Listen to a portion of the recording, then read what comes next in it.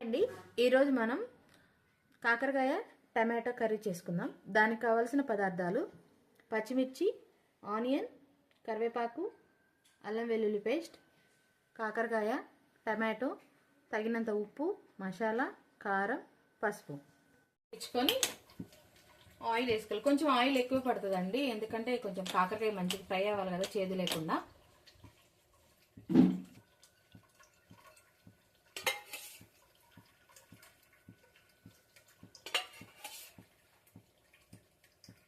నేను 4 స్పూన్స్ వేస్తున్నాను చూడండి, మీ టేస్ట్ తగ్గట్టు మీరు వేసుకోండి. ఆయిల్ వేడయ్యాక జీలకర్ర,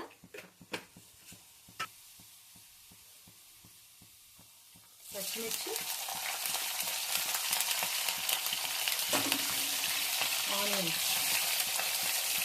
ఆనియన్ కొంచెం ఎక్కువ వేసుకోవాలండి, ఎందుకంటే కాకరకాయ చేదు ఉంటుంది కదా, ఆనియన్ వాటిని బ్యాలెన్స్ వేస్తాను మరి చేదుని. కరివేపాకు,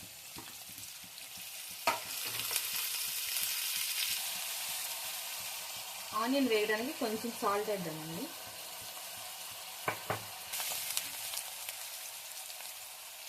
చూడండి, ఇప్పుడు కాకరకాయ కాబట్టి కాకరకాయతో పాటు ఇది కూడా ఆనియన్స్ ఫ్రై అవుతుంది కాబట్టి నేను కొంచెం ఫ్రై అవ్వగానే కాకరకాయ వేసేస్తాను. మామూలు కర్రీలు అయితే మనం కొంచెం బ్రౌన్ కలర్ వచ్చేదా ఉంచుతాం కదా, కాకరకాయతో పాటు అది కూడా అవుతుంది, అందుకే వేసేస్తాం.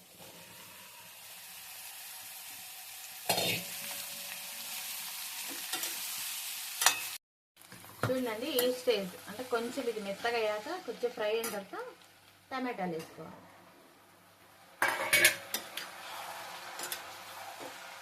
టమాటా వేసుకున్నాక పసుపు యాడ్ చేయాలి.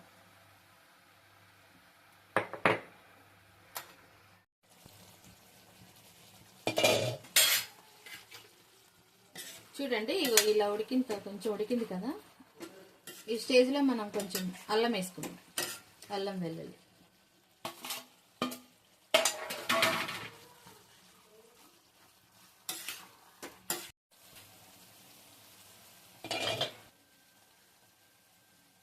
ఇప్పుడు ఉప్పు వేసుకుందామండి. ఆల్రెడీ ఆనియన్స్ ఉప్పు వేసుకున్నాం కదా, చూసుకొని వేసుకోవాలి.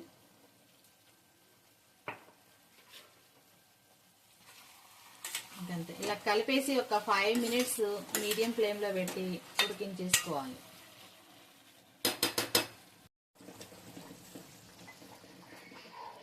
ఇప్పుడు కారం వేద్దామండి.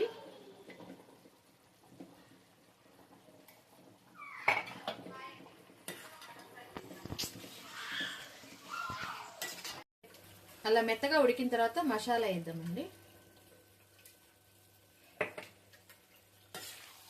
చూడండి, మసాలా వేసాక 2 మినిట్స్ ఇట్లా ఆయిల్ పైకి తీరేదాకా ఉంచి దింపేసుకోవాలి. అంతే, అయిపోయిందండి కాకరకాయ టమాటా కర్రీ.